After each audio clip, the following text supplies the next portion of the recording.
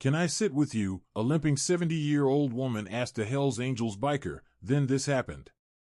https://youtube.be/okw9tjgs5iu $si=0_DNU1CFYL0C2Q is. No one noticed her at first. That was the problem. 70 years old, limping through a crowded diner at noon, she might as well have been invisible. And in the next 60 seconds, one quiet decision would expose a secret that had been hiding in plain sight for years. It was a Tuesday, the kind of ordinary day where nothing is supposed to happen. The diner was packed, forks clinking against plates, coffee cups refilled without question, conversations overlapping in a low, constant hum. Evelyn Brooks moved slowly between the tables, her steps uneven, deliberate. Each pause felt rehearsed, as if she already knew how this would end. She stopped first near the window, where a retired couple sat side by side, sharing a slice of pie. They smiled at her kindly, the way people do when they don't intend to help. "Sorry," the man said, barely looking up. "We're saving this seat." Next, she approached a table near the jukebox, crowded with construction workers in dusty boots. One of them shook his head apologetically, gesturing to an empty chair as if it were already claimed. In the corner booth, a mother sat with her 2 children. She met Evelyn's eyes for half a second, then glanced down at her phone. "I'm waiting on someone," she murmured. Each rejection landed softly, wrapped in politeness. Each one told her the same thing: not here. By the time she reached the far end of the diner, her shoulders had tightened, her chin lowering just a fraction, like someone bracing for impact. That's when she stopped at the last open table. Cal Mercer sat alone. Leather vest worn thin from years of use. Beard streaked with gray. He didn't smile when she approached. He didn't glance around for excuses. He simply pulled out the chair across from him and said one word: "Sit." Evelyn hesitated, just for a moment, as if waiting for the punchline. Then she lowered herself into the chair with a quiet exhale she didn't seem to realize she'd been holding. What Cal noticed over the next minute would unravel a truth buried beneath good manners, respectability, and silence. A truth that wouldn't just implicate one man, but everyone who chose not to look. Evelyn Brooks moved like someone who had learned, over time, to expect rejection. The limp wasn't new, but it had worsened, each step careful, calculated, like she was navigating obstacles no one else could see. Her purse rested in her lap, small and worn, its zipper broken. Inside, tucked among crumpled receipts, was a single key, one she'd rented 2 years earlier, back when she still controlled her own money. She ordered coffee and toast. Nothing more. When the plate arrived, she stared at it for several seconds, uncertain. Her fingers hovered above the toast before she finally picked it up, taking small, precise bites. Not hungry, obedient. Like someone following rules they hadn't written. Cal didn't ask questions. He'd learned a long time ago that silence could be louder than interrogation. Instead, he watched. He watched her flinch when the diner door swung open too hard. Watched her hands tremble as she lifted the coffee cup. Watched her eyes flick toward the parking lot every few minutes, as if she were measuring time, counting how long she had before something happened. Then he saw the bruise. Faint. Deliberate. Yellowed at the edges. On her wrist. Not the kind you get from a fall. The kind that comes from fingers tightening where they shouldn't. He noticed how she favored her left side when she shifted. How her coat stayed buttoned all the way up despite the warmth. How her shoes were worn unevenly, soles scuffed as if she'd been walking long hours on unforgiving ground. Her hair was clean, but unevenly cut, like someone had taken scissors to it without much care. And every few moments, her hand drifted to her pocket. Checking. Reassuring herself that Summit Hing was still there. Evelyn Brooks had been a widow for 12 years. Her husband died suddenly of a heart attack, collapsing in their kitchen. Her daughter, her only child, had been gone even longer. Cancer took her at 31. After that, Evelyn lived quietly. Independently.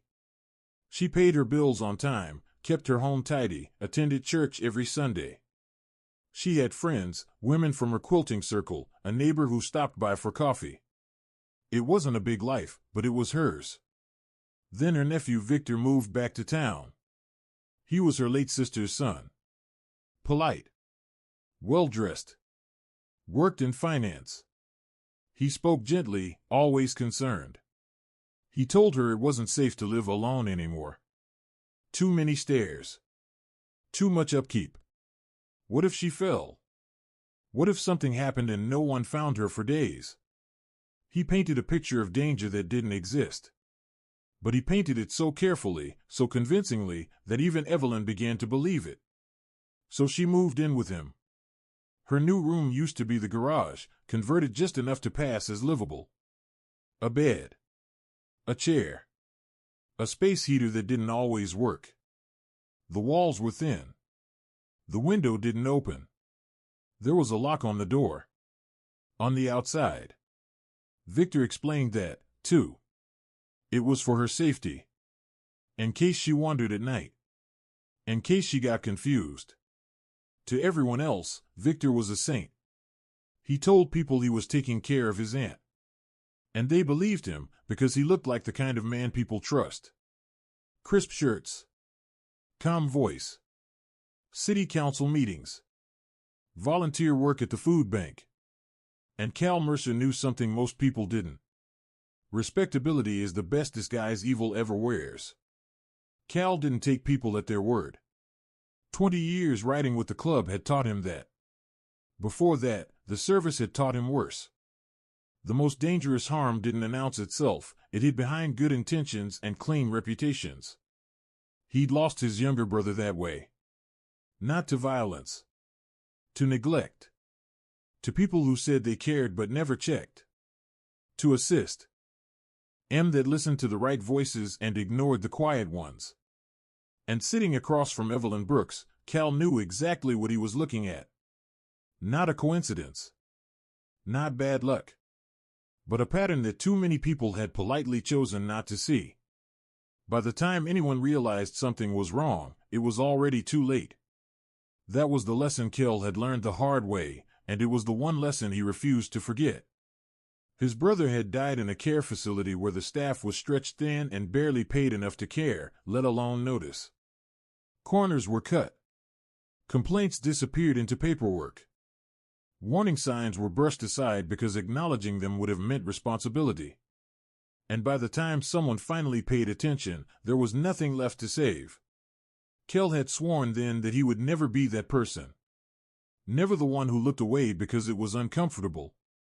Never the one who ignored the signs because it was easier.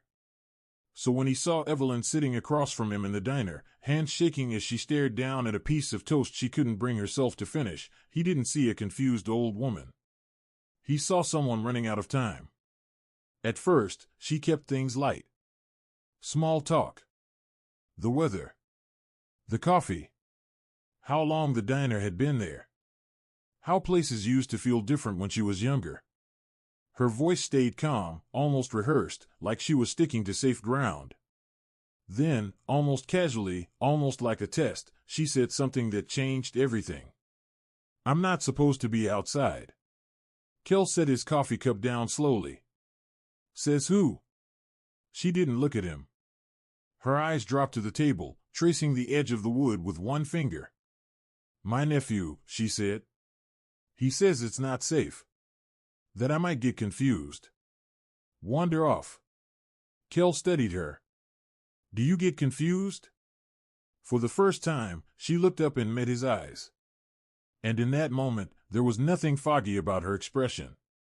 What looked back at him was sharp, clear, and deeply afraid. No. That single word was enough. Because Kel's mind was already picking apart the cracks. If she wasn't supposed to be outside, how had she gotten here on her own? If she was so frail, why were her clothes awkward, ill-fitting, like someone else had bought them without asking? And why did her hand keep drifting to the same pocket, over and over, like she was guarding something valuable? Kel leaned forward, lowering his voice. "How'd you get out today?" She hesitated. Then she leaned in too and whispered, as if the walls themselves might be listening. He had a meeting. Left early. I knew I had maybe 2 hours. She swallowed. I caught a ride with the woman who delivers his mail. She drops packages at the house sometimes. She thinks I'm visiting from out of town. Her voice dropped even further. She doesn't ask questions. 2 hours before what? Kel asked. She didn't answer. She just glanced toward the diner door. And Kel understood. 2 hours before Victor came back. 2 hours before he noticed she was gone.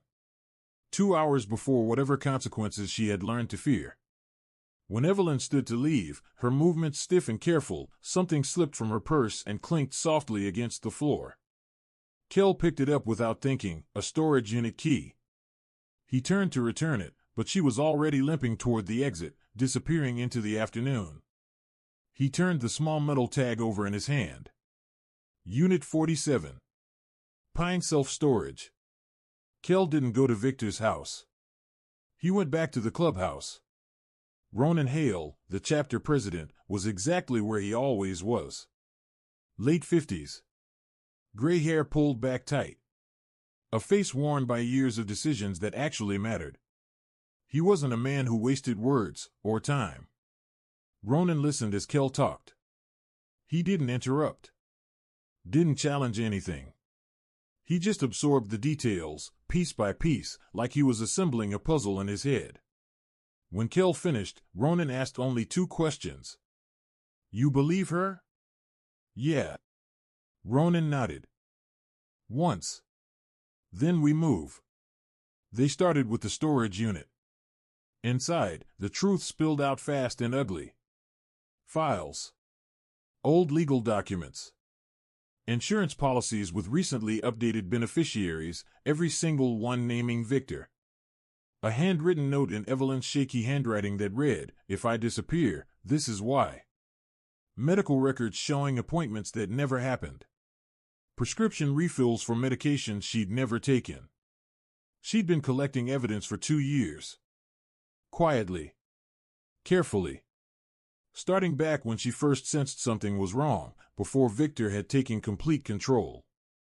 Over the next 2 weeks, Ronan used his connections. People who owed favors.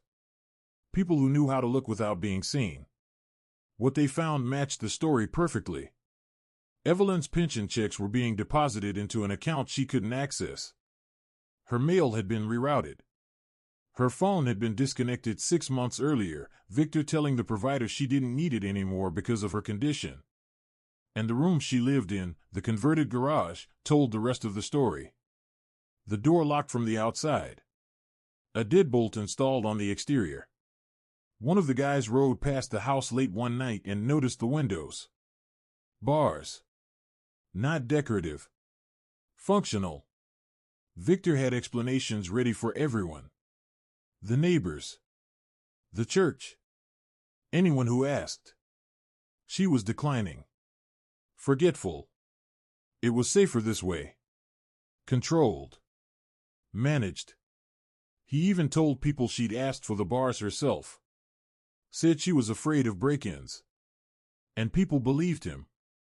Victor wasn't waiting for Evelyn to die naturally. He was preparing for it. The isolation wasn't about protection, it was about control. About making sure that when she did pass, no one would question it.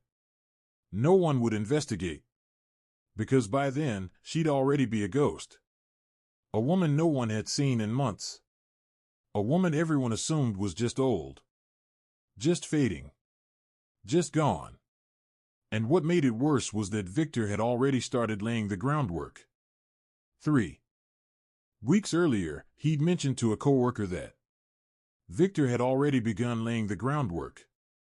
He told people Evelyn had been wandering lately. That she'd gotten lost twice. That he was worried about her. He said it casually, like a concerned partner sharing a quiet burden. The only problem was, Evelyn hadn't left the house in months. Not once. What Victor was doing wasn't concern. It was preparation.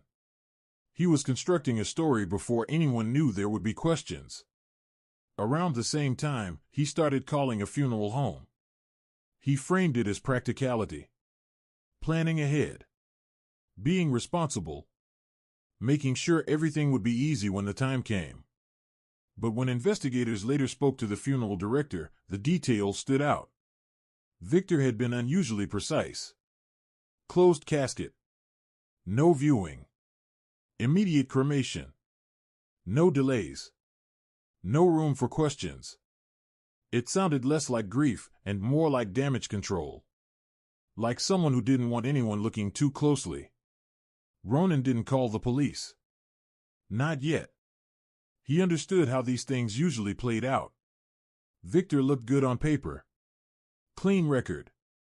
Steady job. Polite. Articulate. The kind of man who always had an answer ready. If law enforcement showed up without something solid, it would turn into a stalemate. Victor would explain everything away. And without proof of immediate danger, it would come down to one word against another. And Evelyn's word didn't carry much weight anymore. Not after months of isolation. Not after being slowly erased from the world outside her walls. So Ronan did what he did best. He applied pressure, but quietly. Strategically. The club began to appear. Not at Victor's house, that would have been obvious, easy to spin as harassment. Instead, they showed up everywhere else. The diner. The grocery store. The bank. The coffee shop where Victor met clients. Anywhere Victor went, there was a motorcycle in the parking lot. A man in a vest nearby. Watching. Not threatening. Not confrontational. Just there. Just visible. And Victor noticed. At first, he tried to brush it off. Told himself it was coincidence. Random faces. Random timing.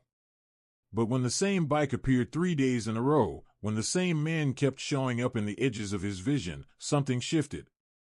He started to crack. Victor got sloppy. He talked too much. He over-explained. He tried to control a narrative no one had asked him to tell yet. He brought up Evelyn in conversations where her name hadn't come up. Offered unnecessary details. Tried to sound transparent, but only made himself look nervous. And that was when Mara came forward. Mara was a waitress at the diner. She'd been watching this unfold from behind the counter, refilling coffee cups, pretending not to notice. She was nervous about getting involved. She didn't want trouble. But she also couldn't ignore what she'd seen. Over the past year, Evelyn had come into the diner only a handful of times. Always alone. Always when Victor wasn't around. Always scanning the room like she was afraid of being seen. And one time, 6 months earlier, Evelyn had leaned in close and slid a $5 bill across the counter. The coffee only cost $2. If I don't come back, she'd whispered, it's not because I didn't want to. Mara hadn't known what to do with that. She'd replayed it in her head for weeks. Then months. She told herself she was overthinking it. That it wasn't her place. That Evelyn was probably fine. Until she saw the bikes. Until she realized someone else had noticed too. So she went to Cal. She told him what Evelyn had said. And suddenly, everything clicked into place. With Mara's statement, and the evidence already recovered from the storage unit, Ronan finally brought in the authorities. Once investigators stepped in, the case unraveled fast. They found Victor's digital footprint. Search histories that told a very clear story. How long does it take to freeze to death? Symptoms of malnutrition in the elderly. How to report a DEA. TH at home. Ways to avoid an autopsy. This wasn't care. It wasn't concern.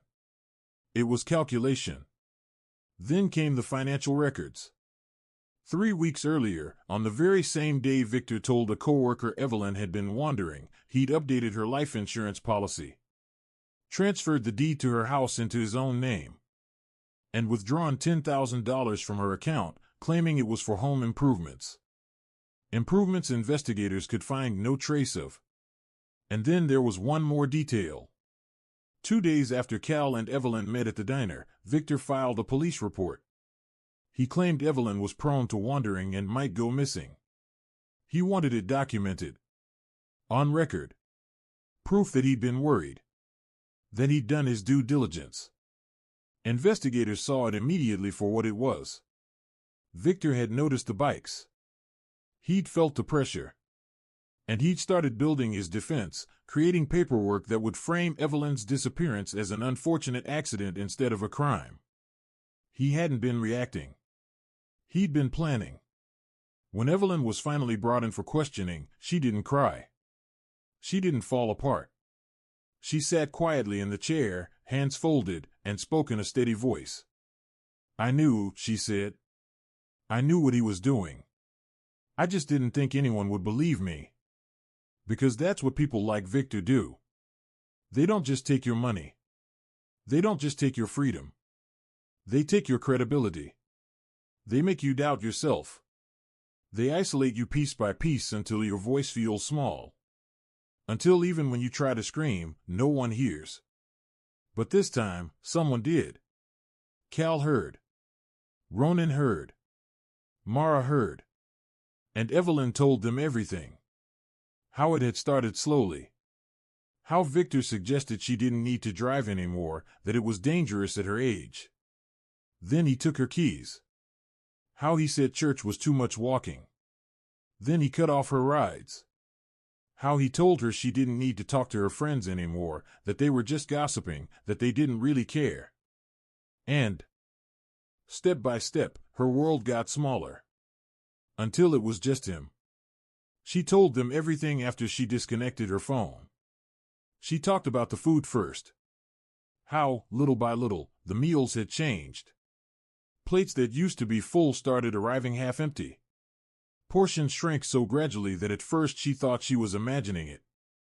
Victor would bring her meals, set them down without meeting her eyes, and leave. And no matter how carefully she ate, no matter how slowly she tried to stretch it out, it was never enough. When she asked for more, Victor would sigh and shake his head. He'd tell her she needed to watch her weight. That the doctor had said so. Even though she hadn't actually seen a doctor in over a year. Then she told them about the cold. The heater in her room barely worked. Some nights it didn't work at all.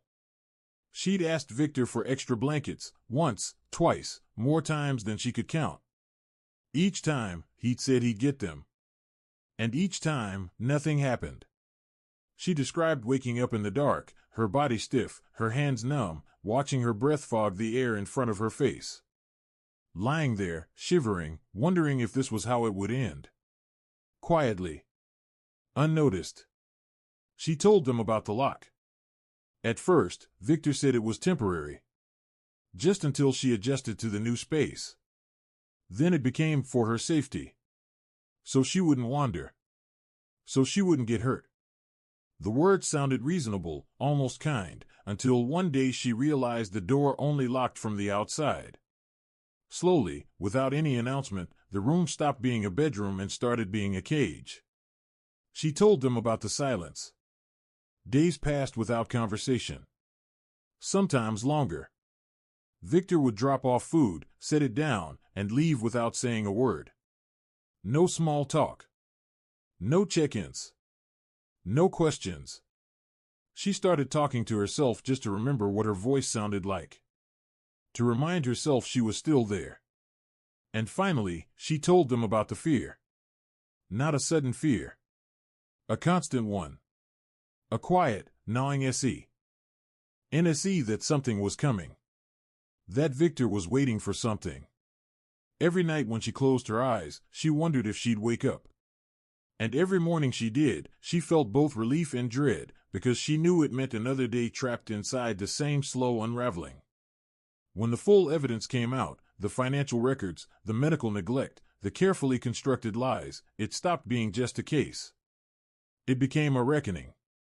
Investigators found falsified narratives. Missing funds. And then the thing no one could explain away, a pre-written obituary on Victor's laptop, dated 2 months into the future. Victor tried to fight it. He called it a misunderstanding.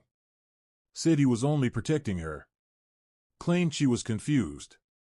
That he loved her. But love doesn't lock doors from the outside. Love doesn't ration food. Love doesn't plan a funeral before the person is dead.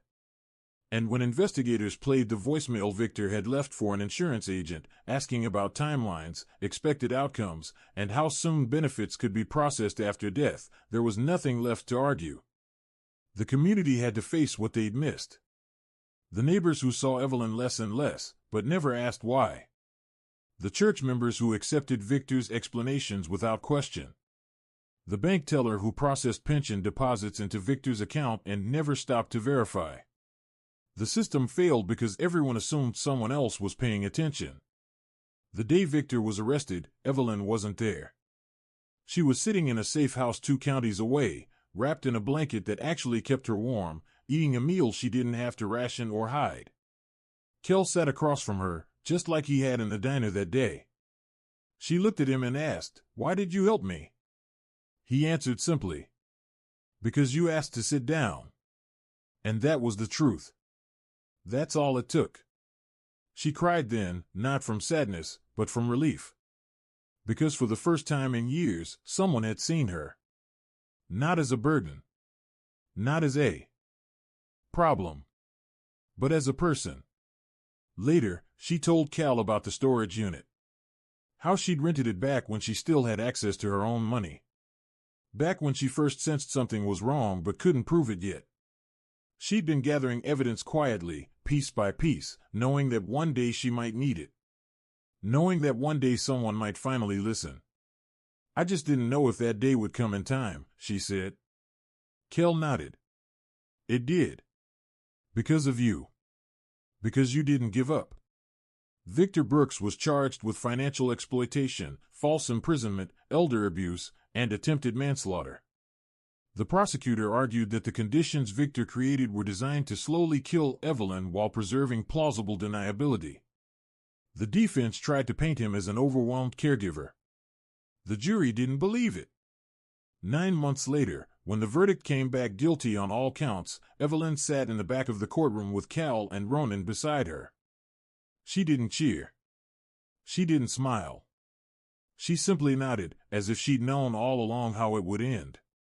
Evelyn moved into a care facility where she has her own room, her own phone, and visits from people who actually care. She walks with a cane now, but the limp is lighter. The fear is gone. She started painting again, watercolors, mostly. Landscapes. Bright colors. Roads and horizons. Things that felt like hope. The club didn't throw a party. They didn't make speeches. They just kept writing. Kept watching.